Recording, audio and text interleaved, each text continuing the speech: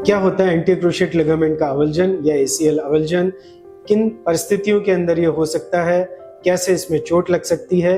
क्या इमरजेंसीज होती हैं जिनका कि हमको विशेष रूप से ध्यान रखना होता है? इस वीडियो में हम लोग बात करने जा रहे हैं ACL लिगामेंट के अवल्जन से जुड़े हुए हर विषय के बारे में। तो दोस्तों, लिगामेंट के अवल्जन को समझने से पहले हम लोगों को घुटने का जो सामान्य स्ट्रक्चर है उसके बारे में जानकारी होना चाहिए।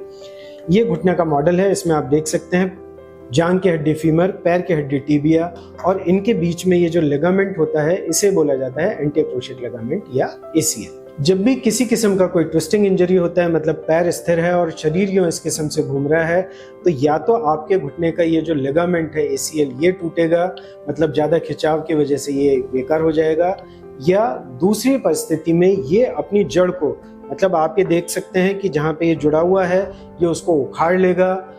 इस परिस्थिति को बोला जाता है ACL का अवल्जन, मतलब एंटीरियर क्रूशिएट लिगामेंट ने अपनी जड़ को उखाड़ लिया है। दोबारा समझाने का कोशिश करता हूं कि लिगामेंट तो इंटैक्ट है, पर ये अपनी जड़ से उखड़ गया है हड्डी के एक छोटे टुकड़े के साथ में। ये परिस्थिति लिगामेंट के टूटने से कुछ भिन्न परिस्थिति होती है, क्योंकि यहाँ पे लिगामेंट तो ठीक होता है पर उसकी जड़ अपने एक हड्डी के टुकड़े के साथ में उखड़ चुकी होती है। इस परिस्थिति को बोला जाता है एंटीरियर क्रूशिएट लिगामेंट का अवल्जन या लिगामेंट का हड्डी के साथ में उखड़ जाना। तो दोस्तों, यहाँ तक हम लोगों ने समझा कि ACL का अवल्जन क्या होता है। अब हम आगे बढ़ के बात करते हैं कि किन लोगों में ये हो सकता है। तो आप सामान्य रूप से ये बात समझने का कोशिश करें कि जब भी ट्विस्टिंग इंजरी हुई, लिगामेंट में चोट लगती है और लिगामेंट टूट जाता है, ये एक सामान्य परिस्थिति होती है। परंतु किन्हीं केसेस में जबकि हड्डी सॉफ्ट है और लिगामेंट ज्यादा मजबूत है, तो वो केसेस में क्या होगा, लिगामेंट तो साबुत रहेगा पर वो अपनी जड़ को उखाड़ लेगा। जनरली ऐसा होता है यंग एज में, मतलब कि बच्चों में, जिनमें कि लिगामेंट तो काफी मजबूत होता है पर हड्डी सॉफ्ट होती है, तो लिगामेंट साबुत रहता है और वो अपनी जड़ को उखाड़ लेता है।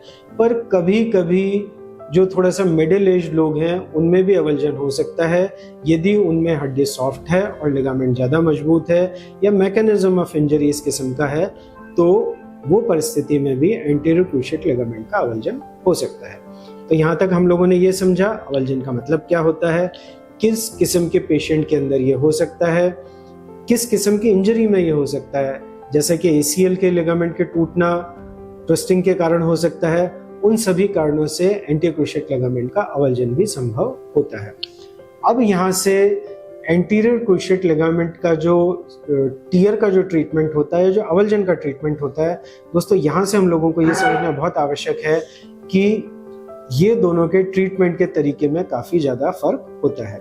क्यों फर्क होता है? क्योंकि यदि सिर्फ ACL टूटा है तो आपको हम लोग ये बोलते हैं कि जनरली आपको 2 से 3 वीक वेट करना होता है घुटने में सूजन कम होने के बाद में, मतलब एक प्लांट सर्जरी होती है जिसके के अंदर हम लोग आगे बढ़ सकते हैं। परंतु विशेष रूप से ये ध्यान रखिए कि यदि ये अवल्जन है तो ये एक किस्म का इमरजेंसी है, मतलब कि क्या है, हड्डी का टुकड़ा उखड़ गया, तो अब हम लोगों का उद्देश्य चेंज हो जाता है, मतलब इस उखड़े हुए टुकड़े को हम लोगों को वापस हड्डी पे तुरंत लगाना होता है, तभी हम उस एंटीरियर क्रूशिएट लिगामेंट को बचा सकते हैं। तो ये मानिए ये एक किस्म का इमरजेंसी है।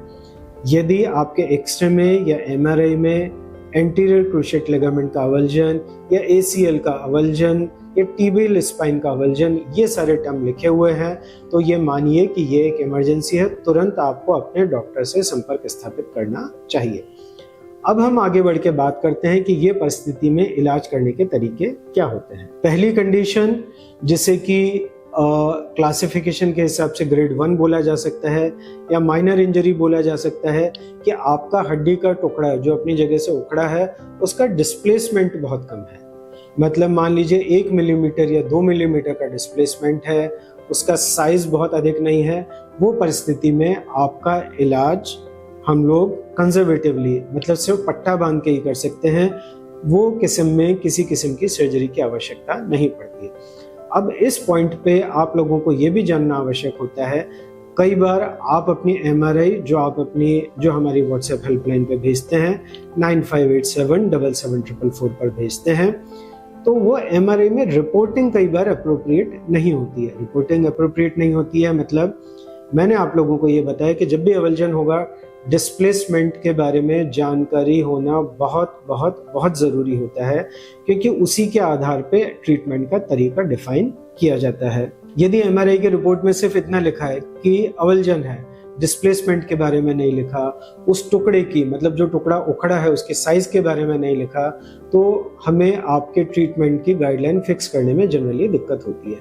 तो ऐसी परिस्थिति में हम लोग ये बोलते हैं कि आपको अपना एमआरआई का सॉफ्ट कॉपी अपने पास में रखना चाहिए और उसकी रिपोर्टिंग या तो दूसरे रेडियोलॉजिस्ट से करवाई जा सकती है, या आपने जहां पर एमआरआई कराई है वहीं से आप ये दो बातें दोबारा रिपीट करता हूं। अवल्जन में डिस्प्लेसमेंट कितना है, मतलब ये हड्डी का टुकड़ा जो उखड़ा है वो अपनी जगह से कितना दूर गया है, उस अवल्ज फ्रेगमेंट का साइज क्या है, ये दोनों चीजों के बारे में जानकारी आप लोगों को होना चाहिए। तो आप जब भी अपना एमआरआई भेजते हैं, हम लोग ग्रेड करके उसके इलाज का तरीका निर्धारित करते हैं। पहली अवस्था, डिस्प्लेसमेंट बहुत अधिक नहीं है, पट्टा लगा के ही उस टुकड़े को अपनी जगह पे जोड़ने का कोशिश किया जाता है। 3 हफ्ते तक स्लैब लगाया जाता है या कास्ट लगाई जाती है और उसके बाद में नी ब्रेस लगा के धीरे धीरे उसमें मूवमेंट शुरू किया जाता है। दूसरी परिस्थिति, यदि डिस्प्लेसमेंट बहुत अधिक है, मान लीजिए 4 मिलीमीटर, 5 मिलीमीटर या कई बार 1 सेंटीमीटर तक डिस्प्लेसमेंट होता है, मतलब टुकड़ा हुआ हड्डी का जो टूटा हुआ हड्डी का जो टुकड़ा होता है वो अपनी जगह से काफ़ी अधिक सरक चुका है, तो वो परिस्थितियों में हम लोगों को फिर उसे सर्जरी के द्वारा ही फिक्स करने की आवश्यकता होती है। क्योंकि यदि उसको फिक्स नहीं करते हैं तो आप ये मान लीजिए कि जैसे कोई चीज़ अपनी जड़ से उखड़ गई और आप लोगों ने उसको फिक्स नहीं किया है, तो धीरे धीरे उसका खून का दौरा कम हो जाएगा, वो हड्डी का टुकड़ा जो ऊपर सरका है वो एक तरह से जॉइंट के बीच में आके फंस जाएगा, तो आपको जोड़ को इस किस्म से सीधा करने में दिक्कत होगा और आपका जो एंटीरियर क्रूशिएट लिगामेंट है वो एक किस्म से डिसफंक्शनल हो जाएगा, मतलब वो काम करना बंद हो जाएगा।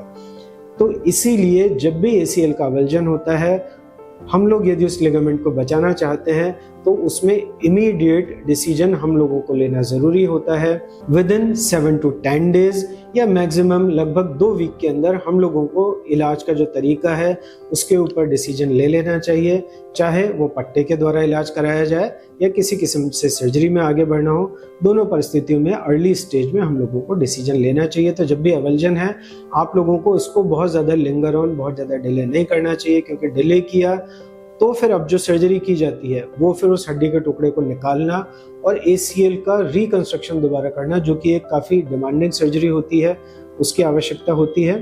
तो यहाँ पे हम लोगों को ये समझना आवश्यक है कि अवल्जन के केस में तुरंत आपको अपने डॉक्टर से संपर्क स्थापित करना चाहिए।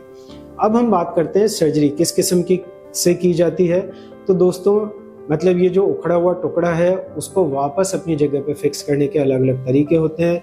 या तो एक स्क्रू डाल के उसको वहाँ पे फिक्स किया जा सकता है, या फिर जो एक पॉपुलर तरीका होता है कि कुछ टेप के द्वारा, मतलब फाइबर टेप या मजबूत धागों के द्वारा बाइट लेके, मतलब उस टूटे हुए टुकड़े के चारों तरफ उसको एक लूप बनाया जाता है और हड्डी में, मतलब पैर की हड्डी में एक टनल बना के उसको वापस अपनी जगह पे खींच के और रिड्यूस कर दिया जाता है, मतलब उसको वापस अपनी पुरानी अवस्था में लाया जा सकता है। दोस्तों, सर्जरी के तरीके के अपने अपने प्रेफरेंस हो सकते हैं। स्क्रू के द्वारा भी कुछ लोग सर्जरी करते हैं और कुछ लोग ये जो पुल आउट सुचर है, जो कि मैंने आपको तरीका बताया, उसके द्वारा भी सर्जरी करते हैं। और दोनों का उद्देश्य यही होता है कि उस उखड़े हुए हड्डी के टुकड़े को वापस अपनी जगह पे लाया जा सके। तो इस किस्म से हमने ये समझा कि अवल्जन के केस में क्या आपको फाइंडिंग मिल सकती है, क्या आपको बातों का ध्यान रखना होता है, इमीडिएट आपको इलाज में जाना चाहिए। एमआरआई की रिपोर्टिंग में यदि कोई कमी है तो आपको अपने रेडियोलॉजिस्ट से उसको फुलफिल करा के ही हम लोगों से संपर्क स्थापित करना चाहिए, जिससे कि हम आपको ठीक से गाइडेंस दे पाएँ। और अवल्जन सर्जरी के बाद में जो रिहेबिलिटेशन प्रोटोकॉल है, मतलब लगभग 3 वीक तक आपको बिना वजन डाले चलना होता है, ब्रेस में या स्लैब में रखना होता है, जिससे कि वो उखड़ा हुआ हड्डी का टुकड़ा अपनी जगह पे प्रॉपर्ली जुड़ पाए। वीडियो के साथ में मैं आप लोगों को ये भी बताना चाहूँगा कि यदि आपको कोई ऐसी परिस्थिति है तो आप हमारी व्हाट्सएप हेल्पलाइन 9587077444 पर अपनी एमआरआई भेज सकते हैं, या हमारी जो कॉल हेल्पलाइन है 9587077711 पे हम पे संपर्क स्थापित करके हमसे गाइडेंस प्राप्त कर सकते हैं। तो दोस्तों, फिर भी आपके मन में यदि कोई क्वेरी है तो आप वीडियो के कमेंट बॉक्स में हमसे संपर्क स्थापित कर सकते हैं कमेंट करके, या फिर जो हमारी कॉल और व्हाट्सएप हेल्पलाइन है उसके ऊपर हमसे संपर्क स्थापित कर सकते हैं। इसके अलावा जो लिगामेंट और घुटने के दर्द से संबंधित बुकलेट है उसका लिंक इस वीडियो के डिस्क्रिप्शन बॉक्स में है, और इस कार्ड में भी वो लिंक है। इसको क्लिक करके आप उसको डाउनलोड करके भी जानकारी प्राप्त कर सकते हैं। तो दोस्तों, इस वीडियो को देखने का धन्यवाद। मैं doctor Vikram Sharma, head sportsmate, signing out. Stay tuned, please keep ourselves subscribed. Thanks for watching this video. Thank you.